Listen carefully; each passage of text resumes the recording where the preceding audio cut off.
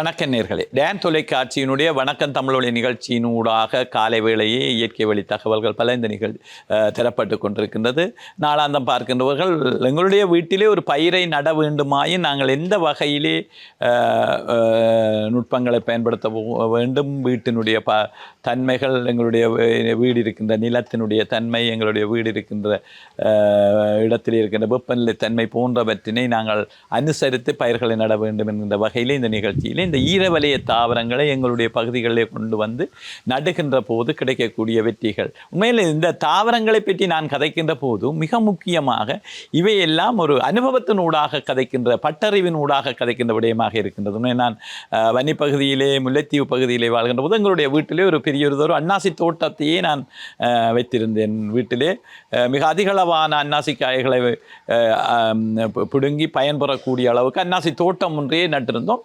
மிக அதிகமாக, அதாவது எவ்வாறு இரவலய பகுதியில் இருக்கிற அன்னாசிகள் பயன் தருகின்றனோ அதே அளவு காய்களை பெறக்கூடியதாக அன்னாசி தோட்டத்தை பராமரித்திருந்தோம்.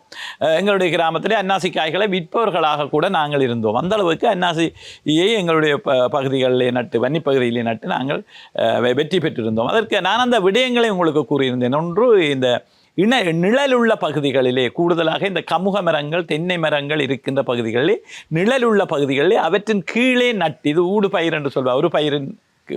ஒரு பயிருக்கு நடுவிலே இன்னொரு பயிரை நடுவது ஊடு பயிர் என்று சொல்வார். அவர் ஒரு ஊடு பயிராக எங்களுடைய பகுதிகளிலே இந்த அன்னாசிகளை நட்டு பயன்பெற்றுக் கொள்ள முடியும் என்கின்ற விடயத்தை மீண்டும் நான் வலியுறுத்தி கொள்கின்றேன். தென்னை மரங்கள், இதிலும் கமுக மரங்கள் என்னென்னு சொன்னால் இந்த ஈரவலய பகுதி ஈரலிப்பாக இருக்கும். கமுக மரங்களுக்கு கீழே இருக்கின்ற அன்னாசிகளுக்கு அங்கே இருக்கின்ற ஈரலிப்பு தன்மை கிடைக்குமாகவே கமுக மரங்களுக்கு இடையிலே நட்டுத்தான் இந்த வெற்றியை நாங்கள் பெற்றிருந்தோம். அதிகளவான கமுக மரங்களுக்கு இடையிலே அன்னாசிகளை நட்டு பயன்பெற்றிருந்தோம். அதே போல் தென்னை மரங்களுக்கு இடையிலே நட்டு பயன்பெற்றிருந்தோம். கூடுதலாக அங்கே இந்த அன்னாசிகள் பயன் தந்தனை.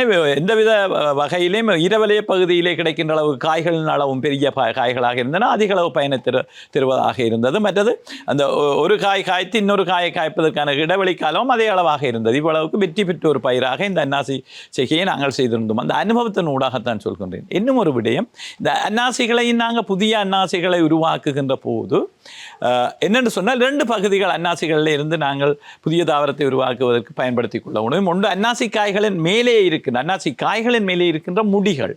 அதே போல் அன்னாசி காய்களின் அடிப்பகுதியிலே உருவாகுகின்ற, அதாவது அன்னாசி காய்கள் உருவாகி இதன் அடிப்பகுதியிலே இருக்கின்ற அன்னாசி குட்டிகள், இரண்டையும் நட முடியும். இதில் எது சிறந்ததுன்றால் அந்த குட்டிகள் தான். என்னென்னு சொன்னால், அந்த காலம், நாங்கள் முடிகளை நடுகின்ற போது எங்களுக்கு அதிக அளவு காலம் எடுக்கும். இன்னொரு அந்த அன்னாசி வளர்ந்து பெரிய அன்னாசியாக வந்து இன்னொரு காயை தருவதற்கான காலம் நீண்ட காலமாக இருக்கும். ஆனால் அந்த கன்றுகளை நடுகின்ற போது இது ஒரு பற்றையாக வளர்கின்ற தாவரம்.